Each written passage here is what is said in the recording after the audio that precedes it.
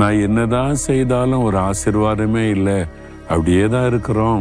ஊழிய பாருங்க அப்படியே இருக்குது, ஒரு வளர்ச்சி இல்லை.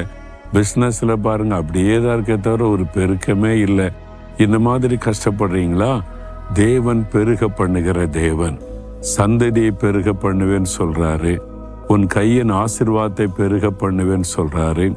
உன் சபையை பெருக பண்ணுவேன்னு ஆண்டவர் சொல்லுகிறார். அவர் பெருக பண்ணுகிற தேவன். உன்னுடைய சொத்துக்களை பெருக பண்ணுவாராம், வருமானத்தை பெருக பண்ணுவாராம்.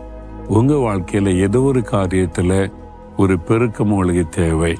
மல்டிபிகேஷன், ஒரு பெருக்கணும், அந்த ஆசீர்வாதம் தேவைதானே?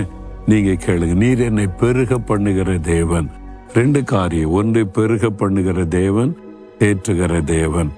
ஒருத்தருக்கு ஆறுதல் தேவை இருக்குது, ஒருத்தருக்கு பெருக்கத்தின் ஆசீர்வாதம் தேவை இருக்குது. சிலருக்கு 2மே தேவை இருக்குது. இல்ல, காயப்பட்ட உள்ளத்தோடு இருக்கிறீங்க. ஒரு காரியத்துல ஒரு வளர்ச்சியும் இல்லை, பெருக்கமும் இல்லை. எத்தனை காலம் இப்படியே இருக்குதுன்னு கலக்கம்.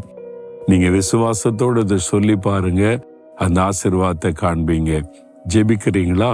அப்படியே ஒரு நிமிடம் கண்களை மூடி, ஆண்டவரே, நீர் என்னை தேற்றுகிற தேவனும் என்னை பெருக பண்ணுகிற தேவனுமாக இருக்கிறதற்காக ஸ்தோத்திரம்.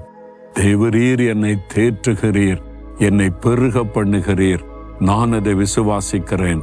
இயேசு கிறிஸ்துவின் நாமத்தில் ஆமேன், ஆமேன்.